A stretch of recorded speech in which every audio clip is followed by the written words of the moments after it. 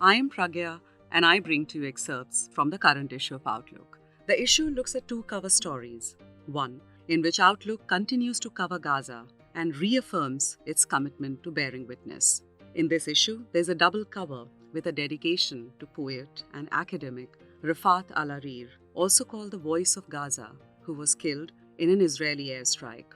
The cover is an image composed of many images of ruins and remnants in Gaza, arranged as a mountain to show the scale of loss. Requiem for a Dream by Bhaskar Roy.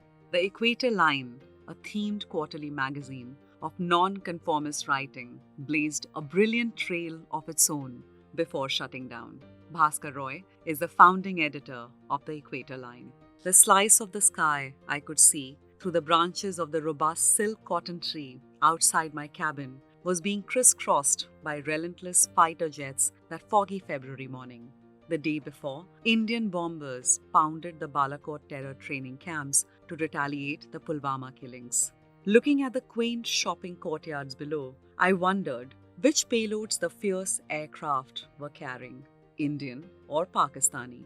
From my office in the rundown urban village of Shahpur Jat, though technically very posh-sounding Panchsheel Park, I looked at the working-class people on their daily drudge. Do they care less about bombs from the sky? The Nextel number was a collection of short stories by women writers from India, Pakistan, and Bangladesh. The Pakistani narratives were truly an eye-opener. They were about body shaming, obnoxious patriarchal assertion, infidelity, workplace sexual exploitation, and sinister disappearance of men from a particular Islamic sect. Eminent Urdu writer Sheba Taraz's story is a pointer to a significant dimension of Pakistani society. Flavoring her tale with Latin magic realism, she tells you about an outspoken woman who loathes sparing anyone, being the source of discord in the milieu where menfolk are normatively listened to. Her sharp tongue, when she chops it off, grows into a sprightly speaking tree. Tell, as the Equator Line was commonly known, was a themed quarterly magazine of non-conformist writing. This is like Cicero, pointed out two German academics, dinner guests at home. I was thrilled, but it was early days. Though senior editors and designers worked for us, a handful of university students and young lecturers lent a hand too.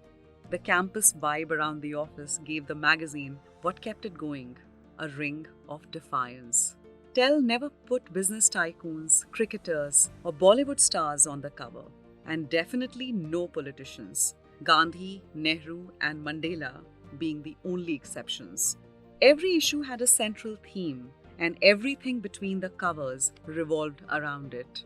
In one of the early numbers, The Subcontinent, reinterpreting the Radcliffe Line, we revisited the clumsy, cynical partition and its terrible consequences from either side of the fault line. Writers from India and Pakistan looked at different facets of life to report that despite 4 wars, terror, and tension, we have largely remained one whole culture. For this and more, read the current issue of Outlook.